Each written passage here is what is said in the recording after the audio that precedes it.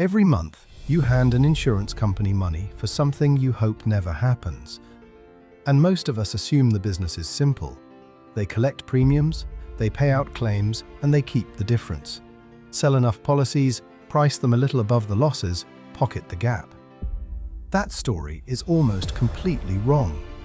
For most insurers, the gap between premiums and claims is tiny, often close to zero, sometimes negative. The real money is made somewhere you can't see. It's made in the space between. The years that pass between the moment you pay and the moment they pay you back. Let's start with the thing everyone believes, because it's not crazy. You pay, say, $1,200 a year to insure your car. Over the year, the average driver files claims worth a bit less than that. So the insurer keeps a sliver of profit on each policy, multiplied across millions of drivers. Simple. Here's the number that breaks the myth. Across the whole US property and casualty insurance industry, the standard scorecard is something called the combined ratio, total claims plus expenses, divided by premiums collected. In 2024, that ratio was about 96.5%, and that was celebrated as the industry's best underwriting result in over a decade. In plenty of years, it sits right around 100%, or above it. Read that again. In a good year, the entire industry keeps roughly 3.5 cents of underwriting profit on every dollar of premium. In a bad year, it keeps nothing. It pays out more in claims and expenses than it collects. So, if premiums minus claims were the whole business, insurance would be a terrible one. Something else has to be going on. Here is the trick, and it's beautiful once you see it.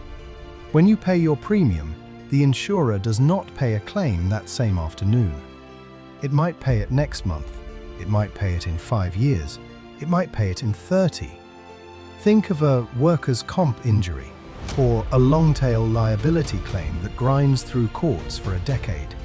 So at any given moment, the insurer is sitting on an enormous pile of money it has collected, but not yet paid out. Warren Buffett gave this pile a name: the float. It's the money that belongs, eventually, to policyholders. But until the claims come due, the insurer gets to hold it, and crucially, it gets to invest it. This is the whole game. The float is like a loan from your customers, except you don't apply for it, you don't pay interest on it, and it never really has to be paid back in full, because as old policies pay out, new premiums flow in behind them. The pile doesn't shrink, it grows.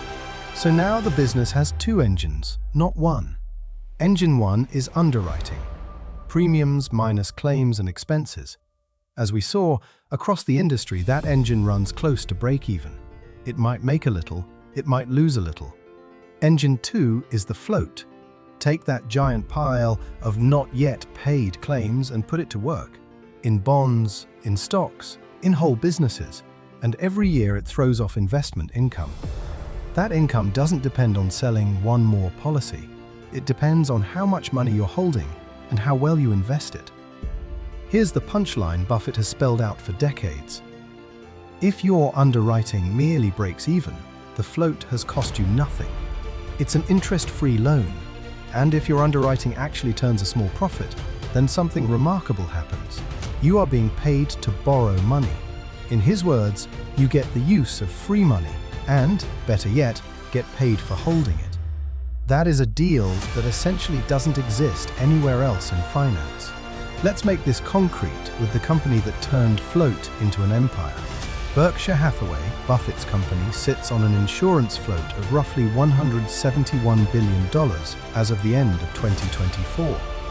By the end of 2025, it had climbed to about $176 billion. Now sit with that number. $171 billion that technically belongs to policyholders, that Berkshire gets to invest for its own benefit, and that costs it, in a good year, less than nothing.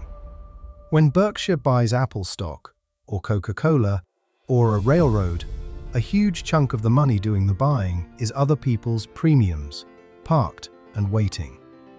And this didn't happen overnight.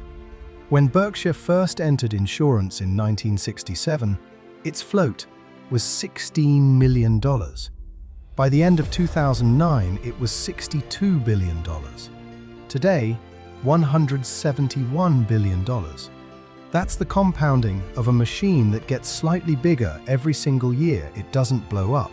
Think about what a normal company has to do to get $171 billion to invest.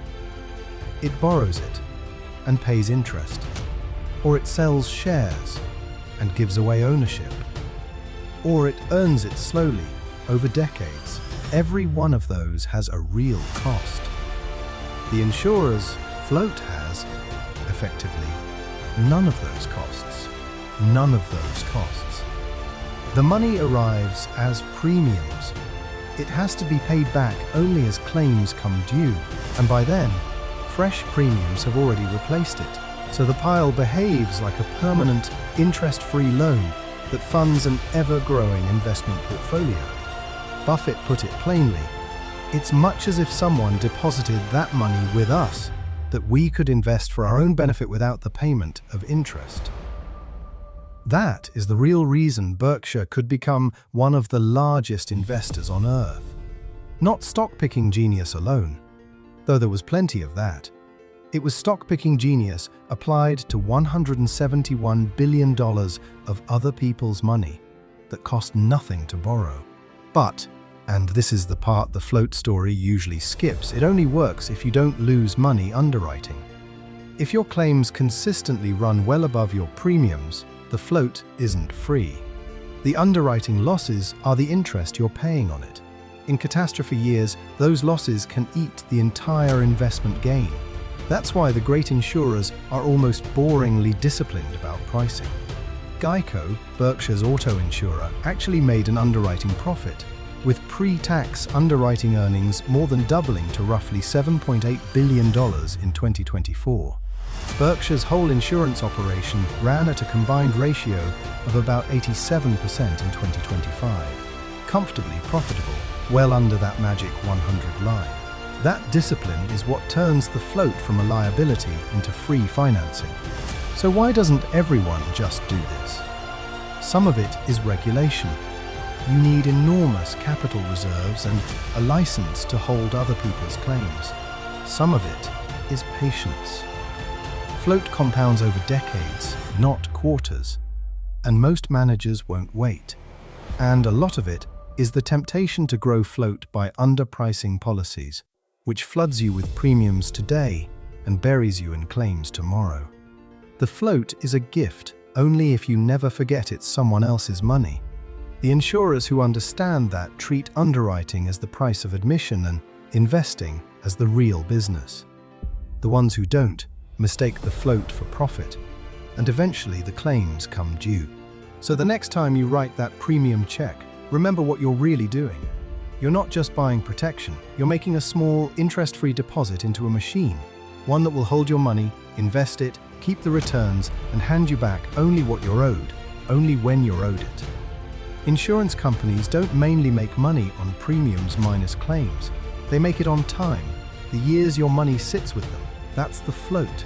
Understand it, and you understand why the calmest, most boring business on earth built one of the greatest fortunes in history. If that reframed how you see the whole industry, subscribe. That's the entire point of this channel, showing you the machine behind the money. I'll see you in the next one.